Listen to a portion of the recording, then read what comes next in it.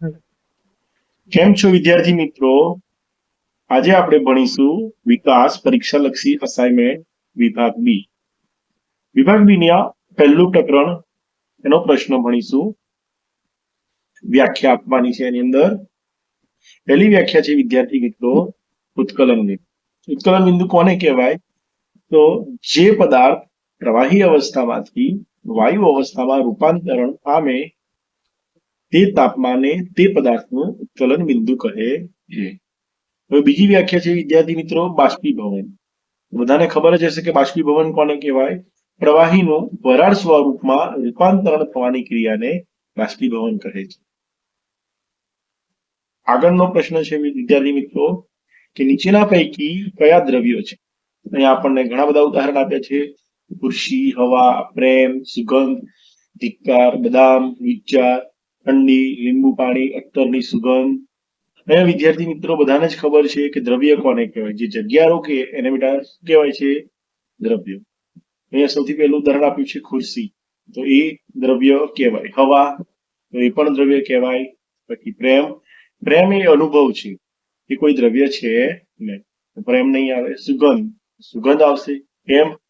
સુગંધ એ હવાના કણોની બનેલી. આગળ છે ધિક્કાર, એ પણ એક અનુભવ છે. બદામ, બદામ એ દ્રવ્ય કહેવાય. વિચાર, વિચાર પણ દ્રવ્યમાં આવશે નહીં. ઠંડી એ પણ ના આવે. લીંબુ પાણી, તો કે હા, લીંબુ પાણી એ દ્રવ્યમાં આવશે. આગળ છે અત્તરની સુગંધ, એ પણ દ્રવ્ય કહેવાય. આગળ આપણે જોઈશું પ્રશ્ન નંબર 3. ત્રીજો પ્રશ્ન વિદ્યાર્થી મિત્રો એવો છે કે બાષ્પીભવન થવાથી શા માટે ઠંડક ફેલાય છે? તો કે આ પ્રક્રિયા દરમિયાન પ્રવાહીના અણુઓને ગરમીની જરૂર પડે છે, જે તેઓ આસપાસથી મેળવે છે.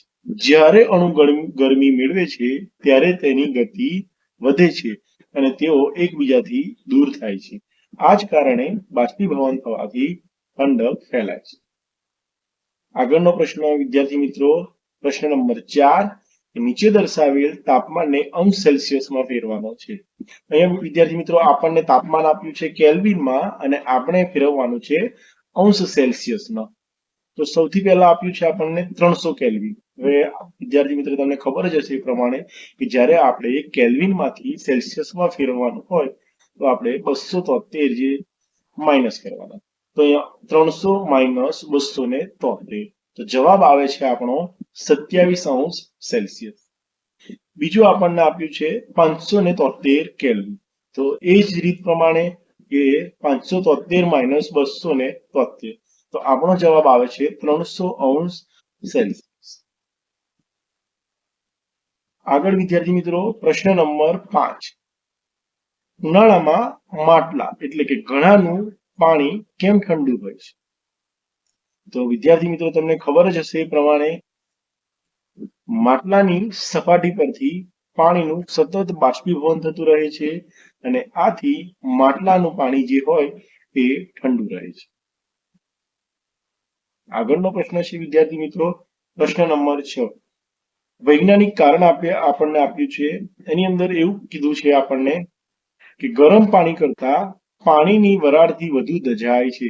વિદ્યાર્થી મિત્રો આપણને કારણ પૂછ્યું છે કે 373 કેલ્વિન તાપમાને પાણીની બાષ્પના કણોમાં તેજ તાપમાન ધરાવતા પાણીના કણો કરતા વધુ ઉર્જા હોય.